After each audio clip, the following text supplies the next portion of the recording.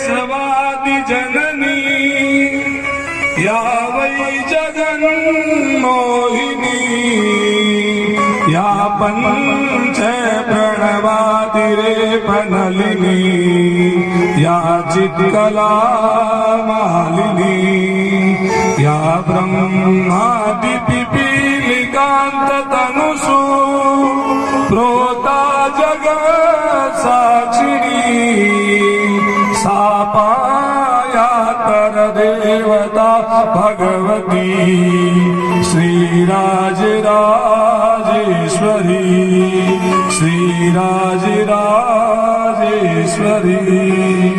बोले भागवत महापुराण की जय हो, कृष्ण कन्हैया लाल की जय हो, श्री वेदव्यास जी महाराज की जय हो, श्री सुखदेव जी महाराज की जय हो, सद्गुरुदेव भगवान की जय हो, सत्य सनातन धर्म की जय हो, गौ माता की जय हो।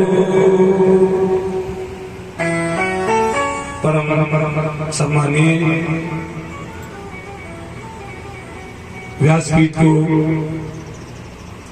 समलंकृत करते हुए विगत 2 दिवस से आप सभी को श्रीमद् भागवत कथा की इस पतित पावनी गंगा में आप सभी को डुबकी लगवाने वाले बाल व्यास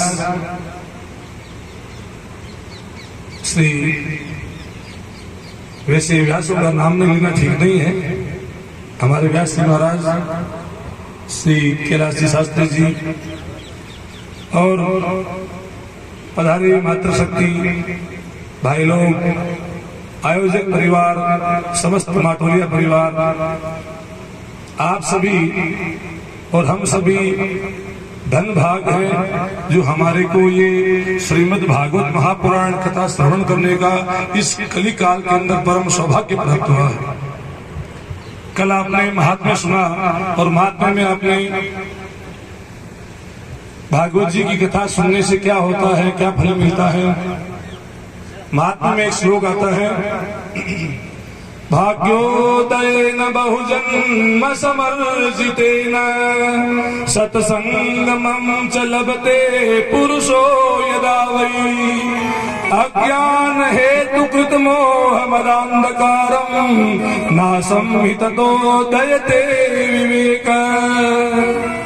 भाग्योदयेन बहुजन्म समर्जितेन, हमारे अनेक जन्मों के अर्जित किए हुए पुण्य का भाग्य में जब उदय होता है तब सत्संगमं च लभते पुरुषो यदा वै, जिस पुरुष का भाग्य जग चुका है, जिसका भाग्य जगा है, भाग्य का फल जिसको प्राप्त हुआ है, ये संतति का मिलना, संपत्ति का मिलना, ये चीजें भाग्य का ज्यादा इसमें नहीं है। सौभाग्य उसी का है जिसको सत्संग प्राप्त हुआ है।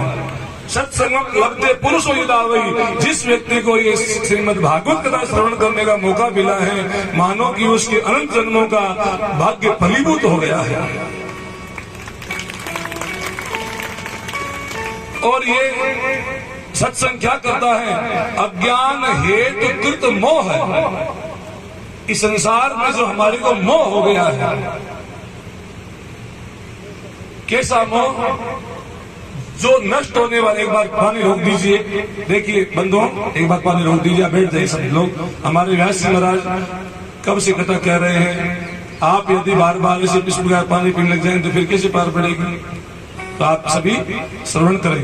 मैं 2-4 बात बताऊंगा, बहुत व्यस्त हूँ, माता रानी कृपा हो गई। कल हमारे वहाँ शाम का भंडारा था और वैसे 9 दिन का अनुष्ठान शुरू किया हुआ जसुपुरा में, अंशकुंड ये की चल रहा है, लेकिन बीच में 3 दिन वहाँ विद्वानों को समझा करके अनुष्ठान यहाँ पूरा करने आया था।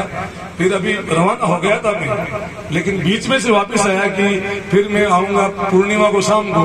तो मैंने कहा कथा तो पूर्ण हो जाएगी, तब तक विराम हो जाएगा कथा का, तो आज ही चलते हैं। ऐसा करके मेरा भी सौभाग्य है कि मुझे यहाँ भागवत जी में आने का परम सौभाग्य प्राप्त हुआ है। अब देखिए, आप सुनिए, तो जो हमारे को संसार में मोह हो गया है, कैसा मोह, जो संसार नष्ट होने वाला है, जो प्रतिपल छूट रहा है, जो हमारे हाथ से जा रहा है, जिसको हम कभी पकड़ ही नहीं सकते। हम न धन को पकड़ सकते हैं, न जवानी को पकड़ सकते हैं, न पद प्रतिष्ठा को पकड़ सकते हैं, न अपने घर बार को पकड़ सकते हैं। सब चीजें इस काल की भट्टी में जा रही है। हर चीज पुरानी हो रही है, बुढ़ी हो रही है, नष्ट होने की ओर जा रही है, मरने की ओर जा रही है। और इस नष्ट होने वाले संसार को हम पकड़ना चाहते हैं, ये हमारा ज्ञान है। बस ये अज्ञान मिट जाए। केवल भागवत जी के कथा श्रवण करने मात्र से आप इन 7 दिनों में चित्त लगा करके, मन लगा करके कथा सुनिए। हमारा ये हम छोड़ने की बात नहीं है यहाँ पर। ये कथा सुन करके भी घर बार भी छोड़ दें, धन का मोह भी छोड़ दिया, अपने आप छूट रहा है सब। जैसे छोटा बालक था, जुनून बजाते थे, उसके हाथ में खिलौना खेलता था, फिर वो छूट गया, फिर किताबें हाथ में, किताबें छूट गई, और फिर पढ़ाई करने लगा, पढ़ाई छूट गई, व्यापार करने लगा, व्यापार छूट गया, जवानी चली गई, बुढ़ापा जा रहा है, और फिर काल बलि सामने आ रहा है। हर चीज छूट रही है, इसलिए छोड़ने की कोई बात नहीं है। हम पकड़ ही नहीं सकते। जिन परमात्मा को हमें पकड़ना चाहिए वो तो पकड़े हुए हैं, वो कभी छूट नहीं सकते। परमात्मा हमारे अपने हैं, वो हमसे कभी जुदा नहीं हो सकते, दूर नहीं हो सकते। संसार को हम कभी पकड़ नहीं सकते। ये बात हमें भागवत जी से समझ में आती है। जैसे अंधेरे में पड़ी हुई रस्सी हमारे को सांप दिखती है। अंधेरे में कोई काली रस्सी पड़ी हुई हो, अंधेरे में देखेंगे सांप है, डर के भागेगा, कोई सांप पड़ा हुआ है। फिर कोई टॉर्च लेके जाएगा, प्रकाश करेगा तो वहां पर तो रस्सी पड़ी है, सारा वहम मिट गया, मैं तो झूठा ही परेशान हुआ, ये तो रस्सी है। बस इतना सा प्रकाश होने मात्र से ही सारा डर मिट गया, वहम मिट गया। ऐसे ही ज्ञान होने मात्र से संसार एक पार